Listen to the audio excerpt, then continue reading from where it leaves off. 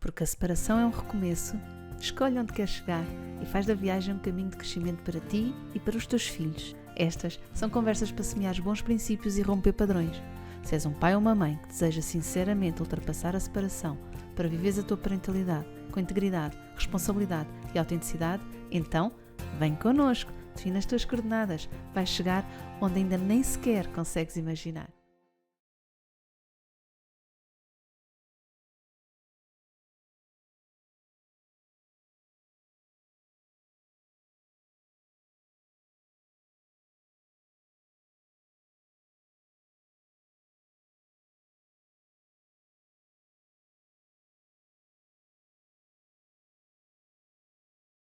Porque a separação é um recomeço, escolhe onde queres chegar e faz da viagem um caminho de crescimento para ti e para os teus filhos. Estas são conversas para semear bons princípios e romper padrões.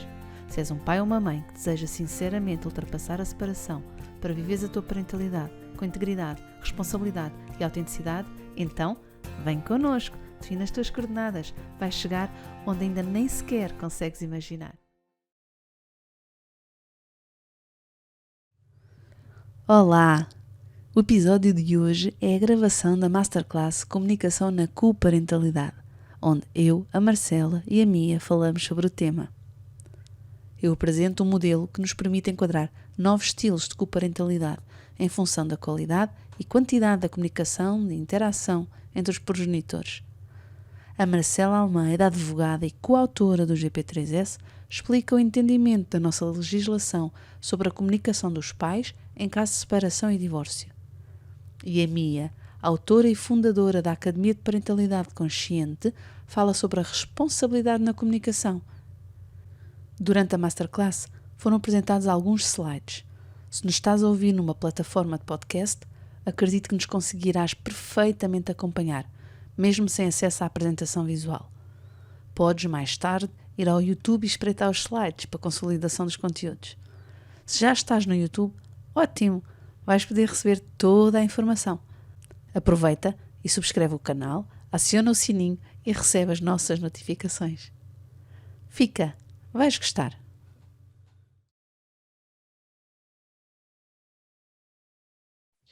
Então, hoje convidámos-vos para falarmos e refletirmos todos em conjunto aqui sobre a questão da comunicação na coparentalidade.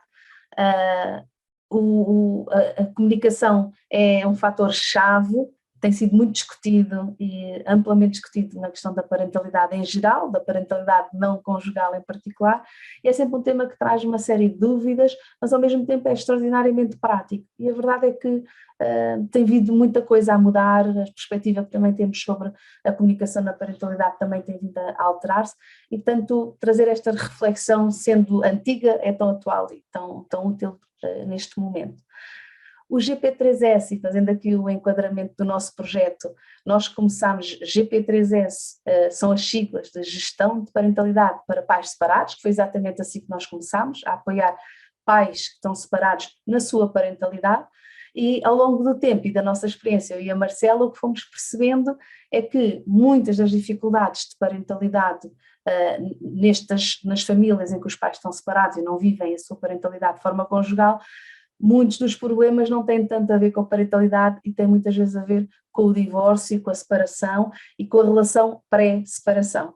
E, portanto, com o tempo, acabámos por adotar e acrescentar à nossa abordagem a questão do divórcio consciente, e foi daí que apareceu o GP3S, divórcio consciente. Portanto, para além das famílias que apoiamos diretamente, seja através do apoio pelo direito, também temos que é o apoio jurídico, também damos o apoio na parentalidade, mentoria na parentalidade e, portanto, damos o apoio direto às pessoas. Também com o tempo, também com a experiência, fomos sentindo cada vez mais a necessidade de trazer mais profissionais a trabalharem connosco. E, portanto, para além de darmos o apoio direto na parentalidade, para além de darmos o apoio direto na separação e no próprio divórcio, sendo que esse apoio começou no pós-divórcio e também naturalmente foi progredindo, neste momento apoiamos pessoas durante o próprio divórcio e no pré-divórcio já temos pessoas que nos chegam ainda não tão separadas e às vezes vêm os dois porque querem preparar a separação e querem fazê-lo de forma consciente, outras vezes vem uma das partes em representação de ambos, já tivemos também, que é curioso, vem uma das partes e embora venha quase como que porta-voz dos dois, o que também de alguma forma nos diz como é que funciona aquela díade, não é? Aquele par, e já aconteceu vir só, que ainda é o mais comum, vir apenas uma das pessoas. Ainda assim, é possível fazer um divórcio consciente e uma separação consciente. Portanto, depois destes passos, acabámos por também escrever em coautoria, eu e a Marcela, um livro para dar apoio às pessoas e para chegar também mais longe e a mais pessoas, e começámos a fazer formação. Tanto para profissionais como para pais.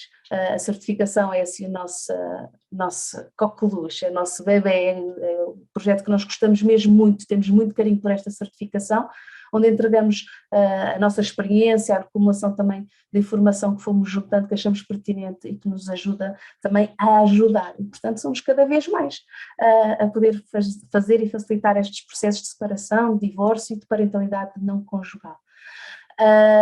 Em novembro, agora já para a semana, a partir do dia 11, vamos começar a certificação, a última de 2022, e ainda temos já o grupo composto, ainda temos algumas vagas, e portanto esta masterclass também serve para nos juntar, também para nos pré-preparar aqui, pôr-nos no mood de entrarmos nesta ligação com vocês, com a nossa comunidade, e portanto agradecer-vos a vossa presença, o carinho que também têm demonstrado junto de nós nas redes, nas mensagens que vão mandando, e também agradecer a Mia, mais uma vez, a tua presença, a tua colaboração, o teu carinho também connosco.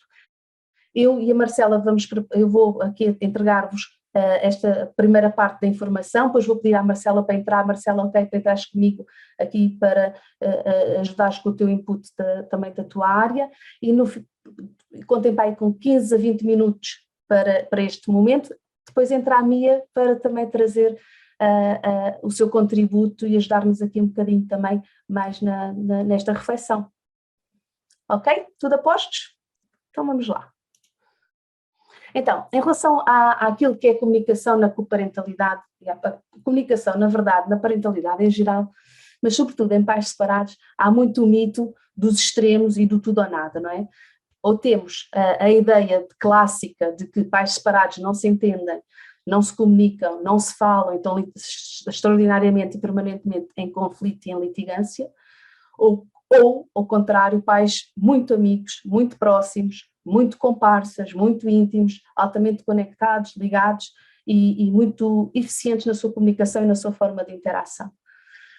Esta apresentação muito dispar e muito dual daquilo que é a parentalidade não conjugal tem trazido uma série de angústias, tanto para pais como para profissionais. Para profissionais, porque muitas vezes não conseguem ver também para além daquilo que são os comportamentos polarizados e também por isso não conseguem ver o trajeto e a forma de poder ajudar as pessoas, e os próprios pais muitas vezes sentem-se encurralados, não é? Eu quando me separei do pai dos meus filhos mais velhos, eu não conseguia ter uma relação de amizade com ele. Estávamos muito envolvidos do ponto de vista inicial da separação, há um carrossel emocional muito grande a acontecer, há muitas alterações das rotinas, há muitas alterações de uma série de coisas e, portanto, é fácil estarmos ressentidos, é fácil estarmos amargurados, a seguir é fácil estarmos esperançados e querermos muito conectar-nos e ligar-nos e criar um novo projeto, a seguir alguma coisa corre mal, e, portanto, emocionalmente estamos todos muito voláteis. E é difícil sentir e pressentir que dentro da nossa relação há espaço para esta amizade. Aconteceu comigo, não acontece com toda a gente, mas acontece com muitas das pessoas que nós seguimos e que vêm com esta queixa, com esta preocupação, que é, eu não consigo ser amigo daquela pessoa, eu ainda não consigo chegar aí. E ficam muito aflitos, porque parece que a alternativa a isso é então não nos vamos dar. E vamos estar distantes, e vamos estar hostis, e vamos estar zangados um com o outro. E, portanto, enquanto não houver, em alternativa a esta coparentalidade que vamos lhe chamar nula, que é não existe. Há depois a alternativa que também é muito comum e facilmente identificada e às vezes até sem querermos promovida, que é uma comunicação e um tipo de interação conflituoso, litigante, zangado, enfurecido. E, portanto, parece que estamos sempre a anos-luz de chegar àquilo que é a única possibilidade, que é sermos amigos, e a única possibilidade dos nossos filhos estarem bem, se nós conseguirmos ter uma relação próxima e com uma comunicação clara e eficiente entre os dois pais.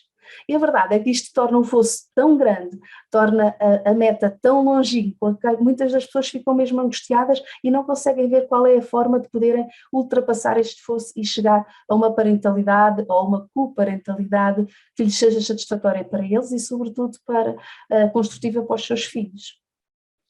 O que é que nós sabemos? Felizmente, o que é que nós sabemos? É que há muito mais alternativas e, na verdade, para além de esta comunicação bastante zangada ou bastante conflituosa, não é? Em que as pessoas falam pouco ou quase nada, nós temos uma série de gradações na quantidade e na forma como as pessoas falam e que nem por isso, ou que comunicam, e que nem por isso a torna melhor, mais adequada para as famílias. Pessoas que estejam com muita dificuldade na interação, pessoas que estejam muito zangadas e com muita dificuldade em lidar com o seu próprio ressentimento, pode ser preferível numa fase inicial baixar a quantidade de interação, baixar o número de vezes e a quantidade de informação que é passada, o número de vezes com que é passada, a extensão da informação que é passada, para poder também tirar pressão emocional das interações. E o que muitas vezes as pessoas convidam quando os pais estão com dificuldades na comunicação é: vocês têm que falar mais, vocês têm que comunicar mais, vocês têm que fazer mais.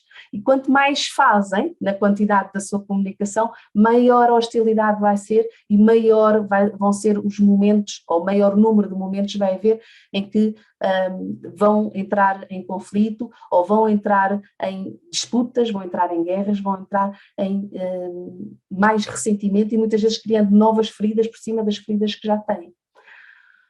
Ok, então qual é a alternativa, não é? Nós, enquanto profissionais, enquanto pais, se não conseguimos, se aumentamos a quantidade de comunicação e se isso vai aumentar a litigância, qual é a nossa alternativa?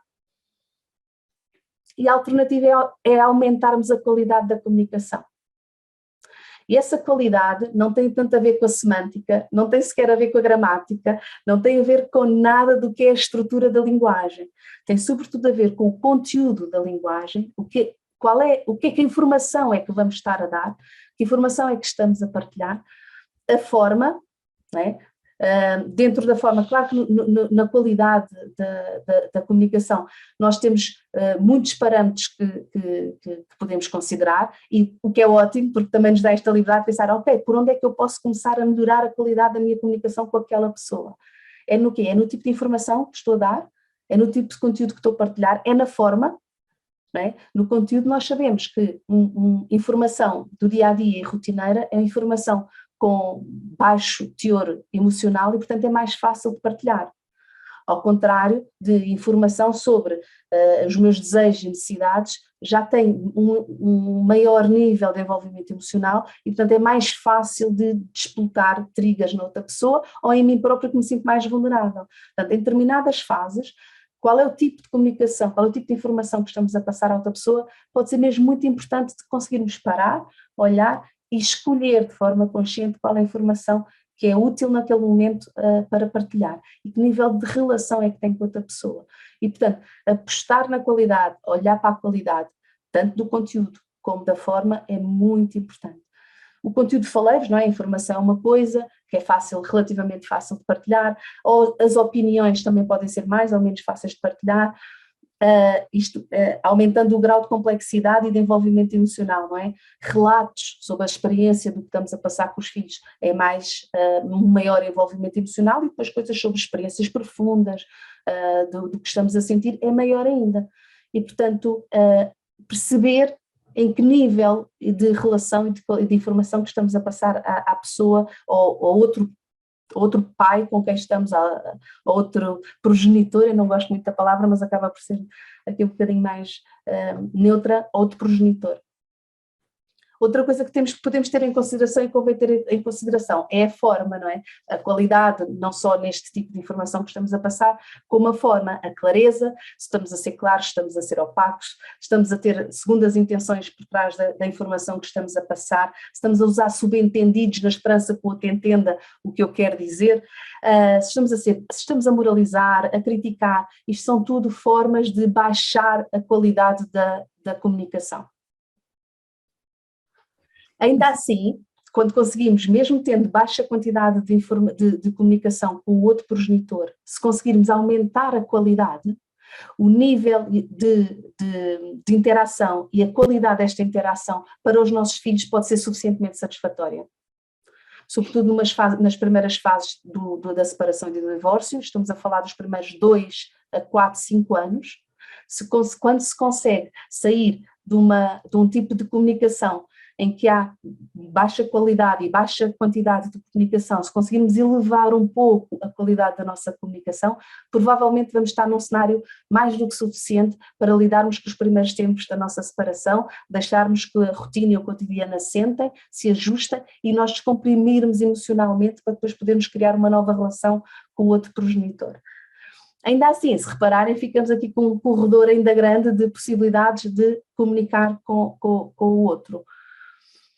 Esta comunicação de grandes amigos íntimos e que é muito idealizada, acontece, eu vejo pouco, mas acontece, nós talvez também tenhamos um viés porque quem nos procura está em princípio com algum tipo de dificuldade, posso ter aqui um viés, mas também das pessoas que vamos falando fora, não é? Do ponto de vista pessoal, mesmo amigos, colegas de trabalho, que vamos partilhando estas experiências pessoais, percebemos que muitas vezes as coisas que parecem muito amigos, muito parceiros, nem sempre as coisas são exatamente como parecem. Acontece, e aconteceu ainda há 2 ou 3 anos, uns pais que chegaram e aparentemente estavam neste quadrante, não era? Pais aparentemente amigos, vinham juntos às reuniões, participavam em todas as consultas, as decisões eram tomadas até em frente aos próprios profissionais, professores, o psicólogo da criança, e parecia que estavam sempre em uníssono, só que comigo não estava bem. Só comigo não estava bem, estava com uma série de sinais de ansiedade, uma série de sinais de dificuldades de regulação, e portanto quando os pais vieram para a conversa e vieram primeiro juntos para partilhar as suas dificuldades e a seguir vieram individualmente, começámos a perceber que aquilo que parecia uma boa parceria e uma relação próxima e íntima, na verdade estava a ser feita à custa da sua autenticidade, estava a ser feita à custa de não partilharem aquilo que de verdade era importante para eles.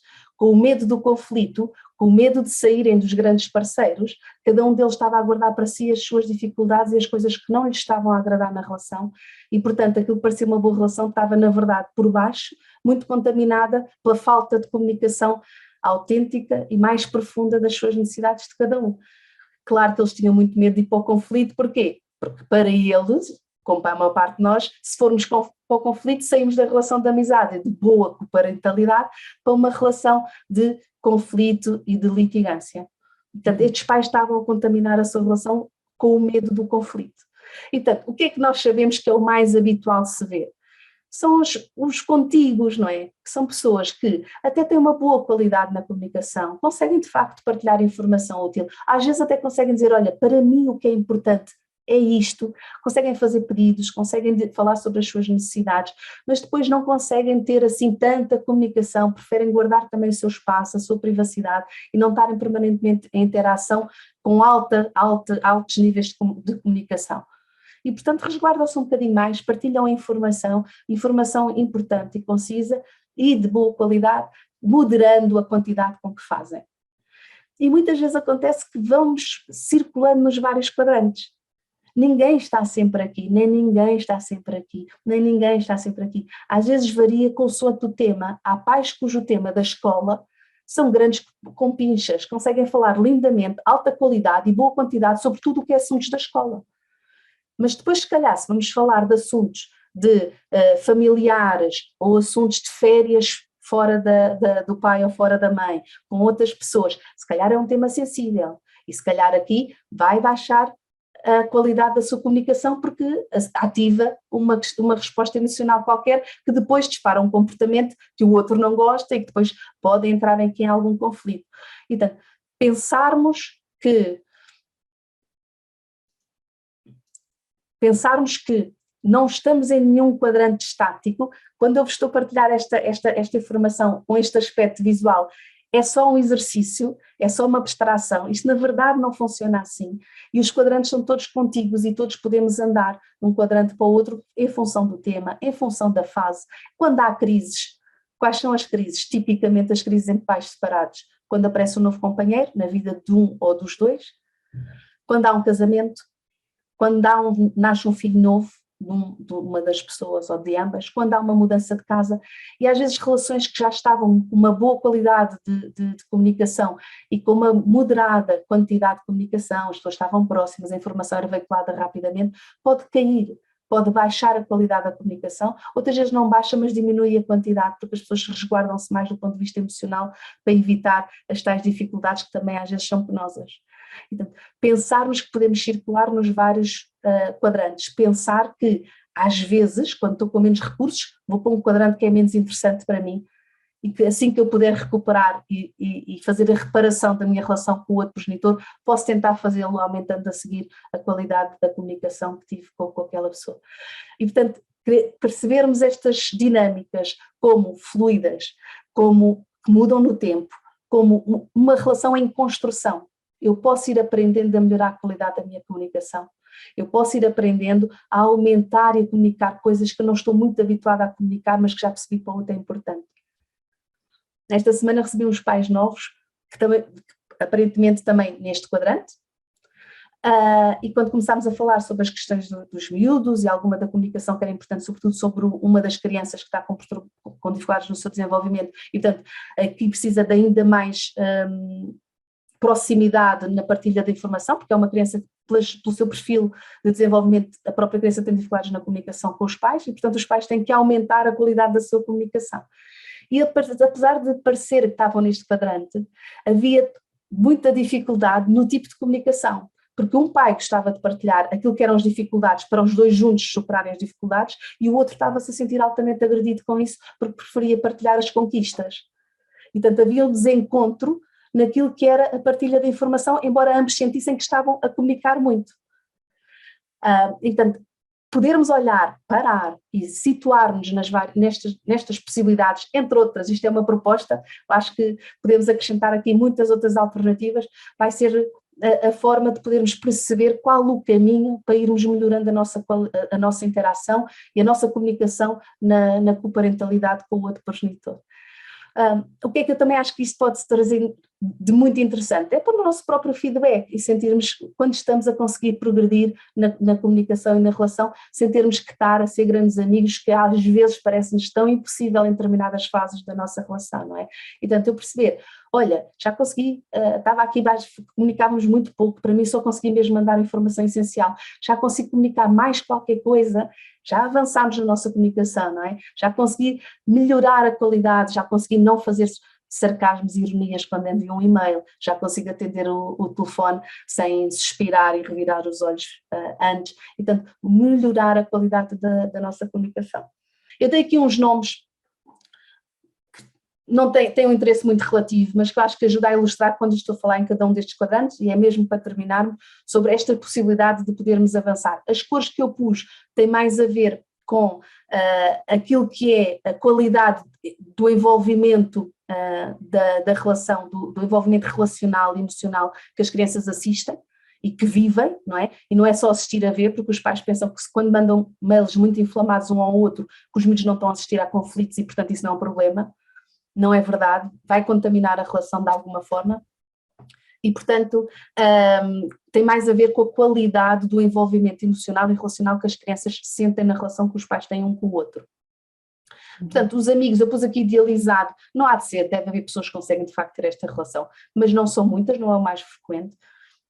Mas depois temos cooperantes incisivos, são aqueles pais que conseguem cooperar de forma muito eficiente. Bora lá, é para fazer isto, é para fazer aquilo, conseguem dar a informação que é preciso, combinam entre si as coisas e as coisas correm lindamente, o que é combinado, o que é falado, é claro para ambos.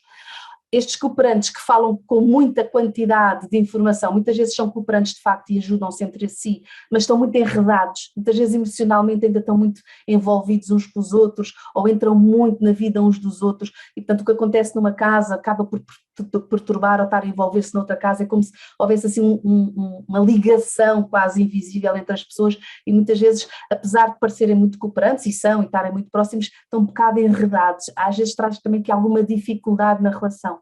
Depois há os cooperantes distantes, são aquelas pessoas que em SOS estão lá uma para a outra, os miúdos precisam e eles estão lá uns para os outros, mas é em SOS, portanto mantém alguma distância, tem pouca proximidade.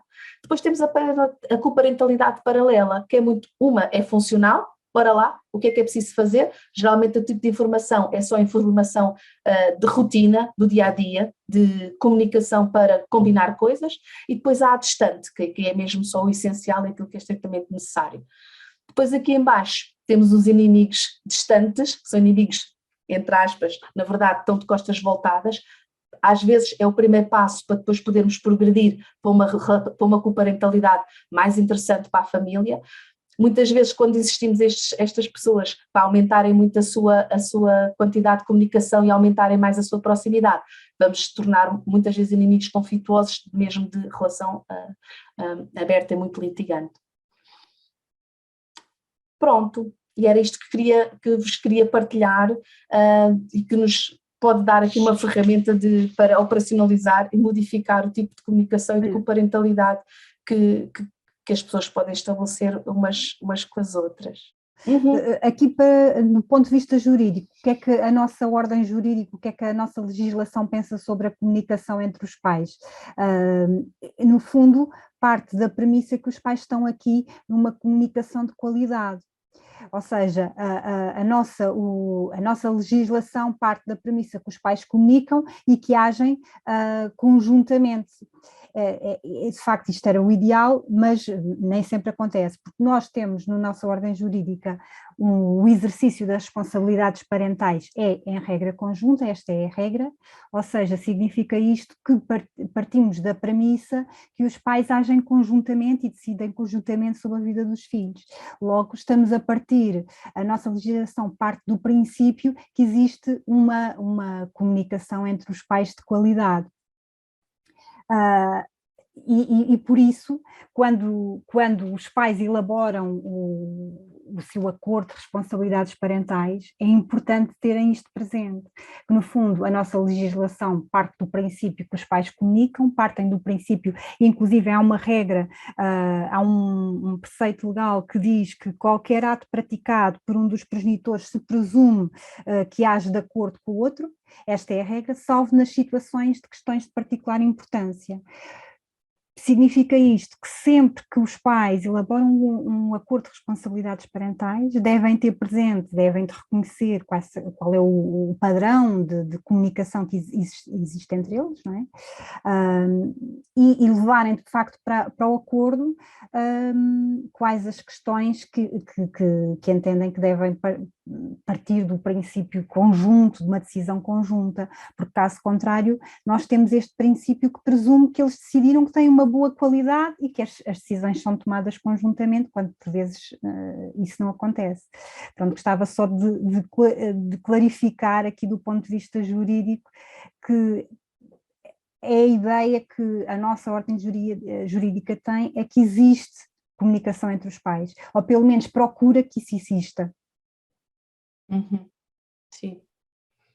Sim, mas depois acaba por não haver, de facto, formas concretas de perceber como é que essa interação e essa comunicação funciona, para depois também se poder tomar decisões em função disso. Portanto, parte do pressuposto que os próprios pais têm se identificado e têm essa capacidade de o fazer, e muitas vezes não têm, não é?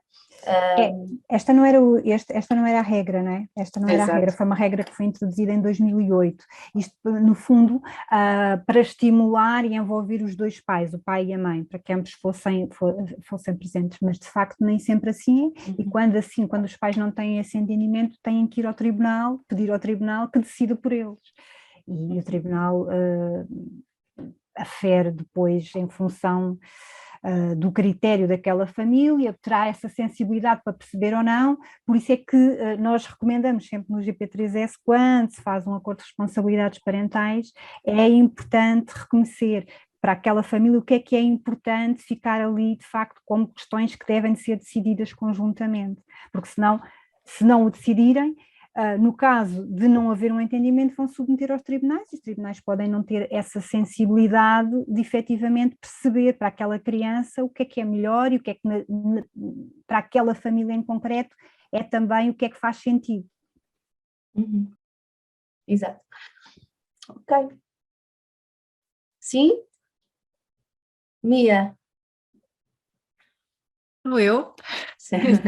Sabes, esta questão de toda esta cor de tipo de coparentalidade tem sido mesmo muito útil pensar, quando acompanho as famílias, pensar nesta variedade toda, porque às vezes as pessoas vêm mesmo muito aflitas, não é?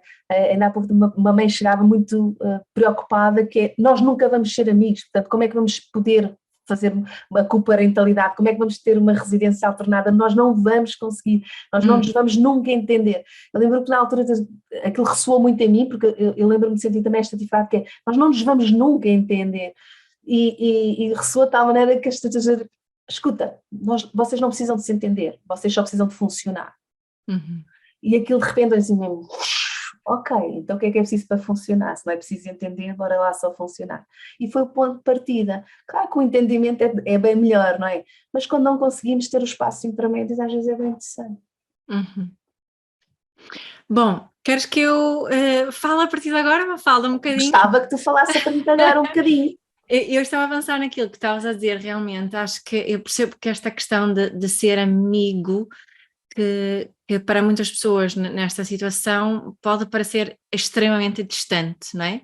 Exato. E também pode ser uma pressão demasiado grande para trabalhar até esse ponto, não é? Quando nem sequer temos essa vontade, quando que a vontade seria, se calhar, nem sequer nunca mais ver a pessoa à frente, em alguns casos, imagino eu. Uhum. Agora, o que é que nós podemos realmente fazer é que podemos assumir responsabilidade pela nossa comunicação. E podemos assumir responsabilidade pela nossa parte da relação, porque todos os efeitos, quando temos filhos em conjunto, vamos obrigatoriamente ter um tipo de relação daqui para frente, mesmo estando separados.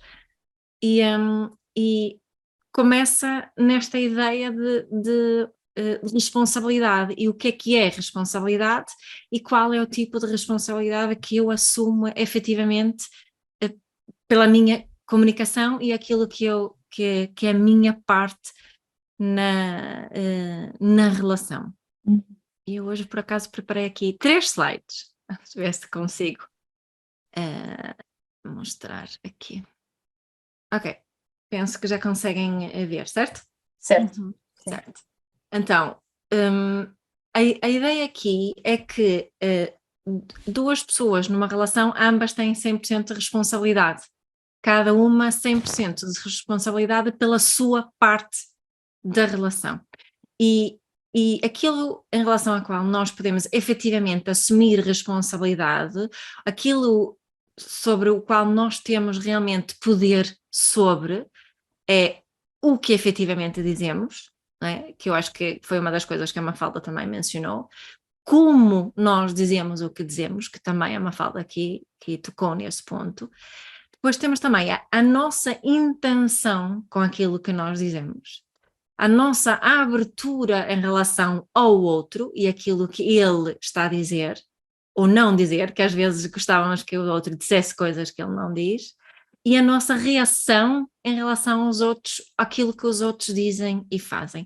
E são 5 coisas pelas quais nós, se nós queremos assumir 100% da responsabilidade pela nossa comunicação nessa relação, estas 5 coisas têm que estar efetivamente pensadas.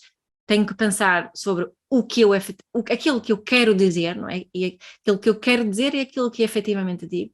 A forma como faço, se eu faço, a Mafalda tocou aqui, se eu faço disso de uma forma julgadora, se eu estou a menorizar o outro, se estou a ser sarcástico, irónico, não, são todas formas de comunicar que quando as utilizo não estou a assumir 100% de responsabilidade pela minha comunicação.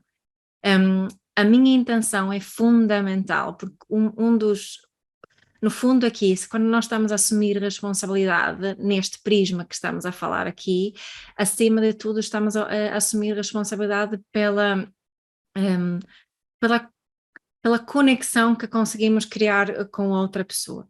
E essa conexão não quer dizer que eu preciso de concordar com ela, não preciso que tenho que aprovar o que ela diz, não quer dizer que tenho que achar que aquilo que ela diz está certo.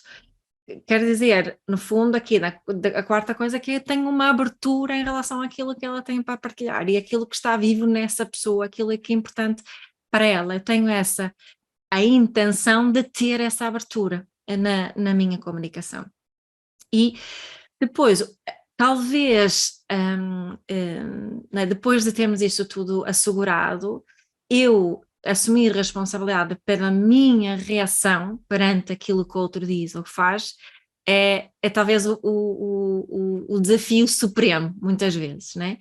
Mas se eu tiver as minhas intenções muito bem definidas e se eu tiver uma das intenções, neste caso, obviamente é eu assumir 100% a minha responsabilidade, então isto tem que também fazer parte, eu perceber que a minha reação em relação àquilo que o outro diz ou faz também faz parte dessa assumir de responsabilidade, que não é o que o outro diz ou faz que realmente determina a minha reação.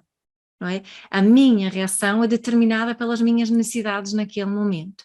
E quanto mais autoconhecimento eu tiver neste processo, quanto melhor eu perceber aqui quais são as minhas necessidades nesta situação, que todos os julgamentos que eu faço em relação ao outro, todas as críticas que eu faço em relação ao outro, tudo aquilo que eu acho que o outro faz mal, não me fala das falhas do outro, mas fala-me das minhas necessidades.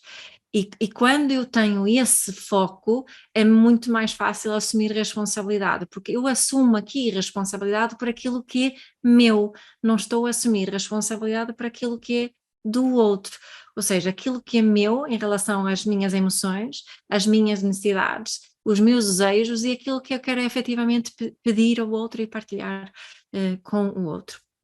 Portanto, isto é, como se diz em inglês, não é? Easier said than done. É mais fácil dizer do que fazer, mas falarmos sobre isso e pensarmos sobre isso antes de começarmos a comunicar faz toda a diferença. E responsabilidade, não é? Se nós dividirmos aqui a palavra em responsabilidade, nós podemos dizer que a responsabilidade, assumir responsabilidade, ter uma habilidade de responder, não é? Harriet Lerner, que é uma senhora que escreve muito sobre relacionamentos, ela define responsabilidade com esta frase que eu coloquei aqui. A responsabilidade significa que podemos observar a nossa parte numa interação presa e responder de uma forma nova e diferente. Isso é assumir responsabilidade, é ter a habilidade para responder e adaptar-me àquela situação e assumir responsabilidade por aquilo que é meu e procurar encontrar formas de comunicar aquilo que é meu, que não significa atacar o outro, não é? Que é fundamental aqui se eu quero ter uma comunicação com qualidade, não é? E nós estamos aqui a ver um modelo que a Mafalda apresentou, não é? E isto não significa necessariamente que estamos ali no quadrante de amigos, de todo, porque nós não precisamos de ser amigos ao assumirmos essa responsabilidade, não é? Temos é ter a intenção de fazer e ter a abertura para o que vier do outro lado e lembrarmos-nos aqui desta premissa que é aquilo que eu julgo no outro, critico no outro, fala-me das minhas necessidades e não das falhas do outro. E acho que isso é um pressuposto que é-nos extremamente útil aqui neste contexto e não só, não é? O Fernando comentou aqui há bocado, isso não será válido para todos os relacionamentos, e eu também acho que é, não é? Aquele modelo que a Mafalda mostrou, nós podemos aplicá-lo em pessoas que efetivamente vivem juntas e ver que funciona de uma forma muito parecida. Portanto, e em termos de responsabilidade para aquilo que nós comunicamos, é igual. Então, aqui queria só aqui nesta minha intervenção muito curtinha hoje, partilhar aqui 7 perguntas que nos podemos fazer a nós mesmos para explorar aqui o tipo de responsabilidade que estamos efetivamente a assumir em relação. O primeiro é nós questionarmos o que é que nós de que forma que estamos a contribuir, o que é que estamos a fazer para a situação estar como ela está neste momento. Qual é a minha parte da responsabilidade? E como nós não precisamos, isso não é para respondermos a ninguém, não há aqui respostas certas nem erradas, nós podemos manter estas respostas para nós mesmos. E é óbvio que aqui é muito, muito importante sermos 100% honestos com a nossa resposta. O que é que eu faço para contribuir para esta situação? Se calhar não estou a ser honesta, se calhar estou a utilizar muito sarcasmo, se calhar a minha comunicação é muito julgadora, o que é que eu estou a fazer para contribuir para ela estar, se calhar aqui nas partes mais vermelhas ali no modelo da Mafalda. Depois avaliarmos também, e este ponto é extremamente importante, qual é o meu nível de responsabilidade? Será que eu estou a assumir mesmo 100%? Ou estou a assumir mais do que 100% ou menos do que 100%? Em muitas, muitas situações, há uma pessoa que assume mais do que 100%, do que os seus 100, assume 120, 130, 180, e a outra pessoa assume muito pouco.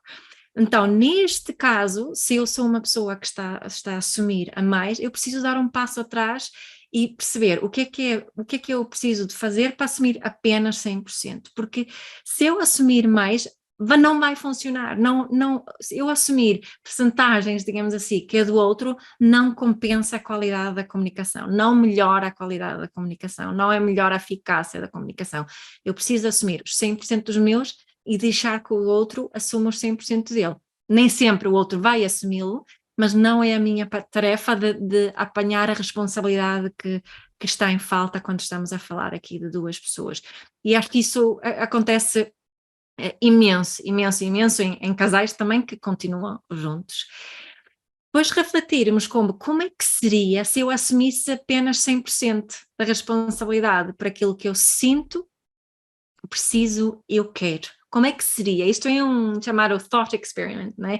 Eu vou pensar, como é que seria para eu me preparar um bocadinho o caminho para isto poder ser possível? E também pensar como é que a situação poderia mudar se eu fizesse isso. Se eu olhar para ela como está agora, se eu assumir 100%, de que forma que ia mudar, não é? Fazer esta reflexão só para mim, não é? Porque estas perguntas eu posso fazer sozinha ou com a ajuda de um coach, um terapeuta também, claro que sim. Mas são perguntas que eu não preciso de partilhar as minhas respostas com outra pessoa. Se tiver uma relação mais ou menos, até eu posso fazer, mas se estou num estado aqui, utilizando o modelo da Mafalda, numa parte assim, talvez ainda um bocadinho mais conflituosa, estas respostas ficam só para mim e continuam a ser super úteis. E depois, pensando aqui na definição da Harriet Lerner, não é? Dela dizer que a responsabilidade não é a minha capacidade de responder e fazer também algo diferente, é de eu questionar o que é que eu posso fazer diferente para algo novo acontecer aqui nesta comunicação, não é? O que é que eu posso fazer, o que eu posso fazer diferente, porque nós muitas vezes estamos muito focados no que o outro podia fazer diferente, a forma que se o outro comunicasse de uma forma diferente seria melhor, e esquecemos-nos que se calhar nós também estamos a bater sempre na mesma tecla ou comunicar sempre da mesma forma. E depois chegamos aqui a um ponto que se formos realmente honestos, a resposta a esta pergunta normalmente é não. Já foste claro ou clara com o que tu realmente queres. Com o que tu realmente queres. E clareza em relação a isso quer dizer que eu estou só a falar sobre mim, é assumir responsabilidade por aquilo que é meu. Estou a falar sobre as minhas emoções, necessidades e estou a fazer um pedido claro de acordo com isso. o que eu realmente quero, não é dizer ao outro o que eu não quero que ele faça, que é o que fazemos muitas vezes, não é? Não quero fazer isto, não quero fazer aquilo. Daí a pergunta complementar neste ponto aqui, como é te exprimiste efetivamente? E eu aconselho as pessoas realmente a escreverem a isto, como é que eu me exprimi quando eu disse o que eu queria? E olhar para aquilo outra vez. Imagina se a outra pessoa me dissesse isso. Isso seria claro para mim qual é o pedido efetivamente aqui. E depois, por último, então, de nós pensarmos o que é que eu realmente quero pedir ou dizer ao outro. O que é que eu quero realmente dizer ou pedir ao outro. E assumir responsabilidade por isso. E voltando aqui às nossas intenções, de lembrarmos que só porque eu faço um pedido ao outro, a minha intenção não pode dizer conseguir o que eu quero. Não é por isso que estou a fazer isso.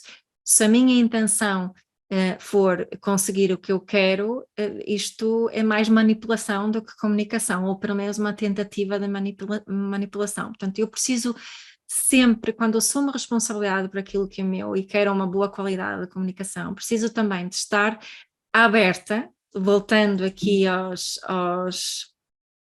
pontos iniciais, né? Tem que ter abertura em relação ao outro. Ter abertura em relação ao outro vai querer dizer que às vezes as respostas aos meus pedidos será não. Né? E o que acontece neste caso? Como é que a minha capacidade, a minha habilidade de responder neste caso? Volto para padrões de julgamento e de ataque e de achar que as coisas não funcionam, ou continuo a conseguir assumir os meus 100% de responsabilidade e estar com aquilo que é e continuar a assumir esta total responsabilidade. Portanto, era qual é a minha intenção com estes 10? Já estão em 15 minutos, já parei. Era efetivamente pensar nisso, da responsabilidade que estamos efetivamente a assumir ou não, pela nossa comunicação. E da minha experiência, há muito desequilíbrio nesse assumir de responsabilidade. Portanto, espero que estas perguntas também possam dar assim algum input nesta reflexão sobre a responsabilidade que estamos a assumir ou não.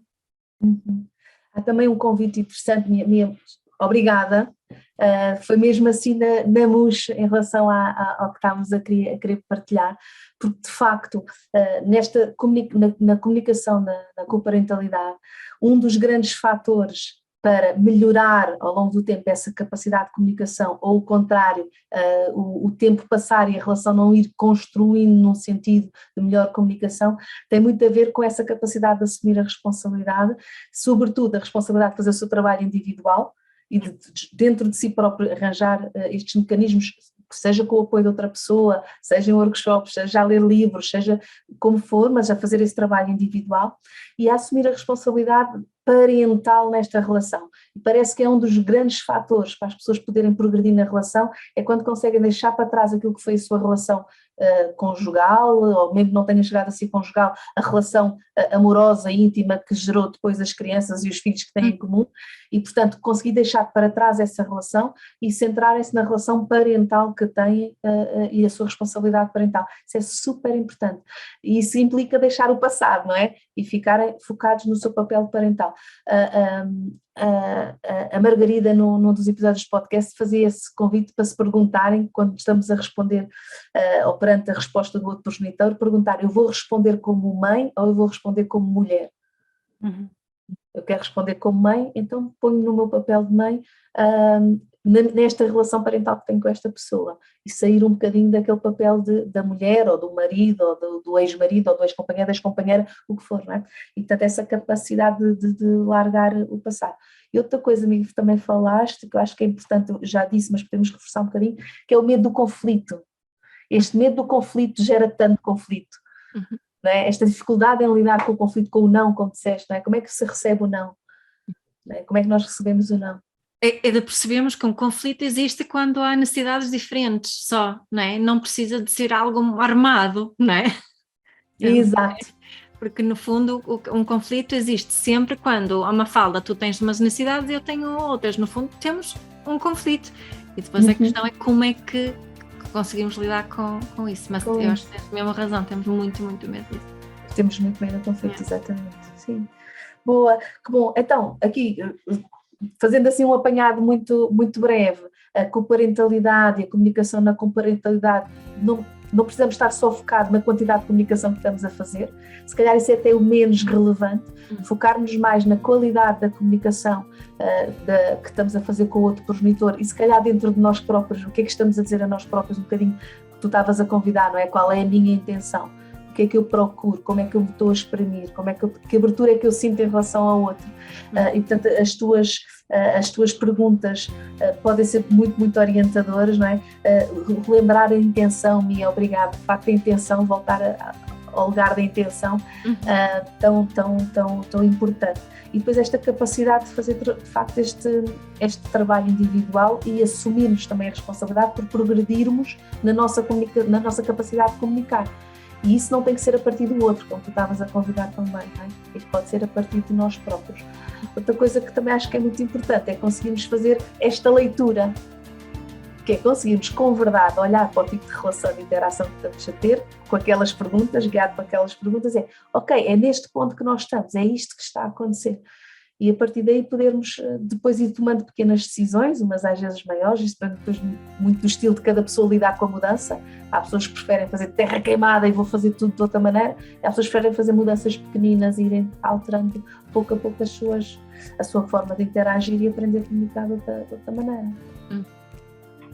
Ok. Muito obrigada. Obrigada, Mia. Tá bem? Obrigada também, Mia. Até breve.